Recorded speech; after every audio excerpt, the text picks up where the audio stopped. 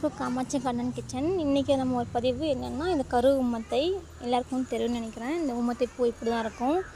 பூ வறுத்தக்கு முன்னே இப்படியும் பூ மலர்ந்து விழுந்தப்போ பிஞ்சு பாருங்கள். இந்த மாதிரி தான் காய் இருக்கும். இந்த மாதிரி இருக்கிற காய் இப்படி முதிர்ச்சி அடைஞ்சு இங்கே பாருங்கள், நல்லா பெருத்துட்டு இப்படி தாங்க வெடிக்கும். வெடித்து இந்த தோல் நீங்கி வேற மட்டும் இப்படியே நிற்கும். இந்த சீட்ஸ் பாருங்கள், அழகாக இருக்கும். இந்த முள் பகுதி வந்துட்டு இதெல்லாம் சீட்ஸ் இருக்குது. இது ஃபுல்லாகவே சீட்ஸ் தான், எல்லாம் நிறைய.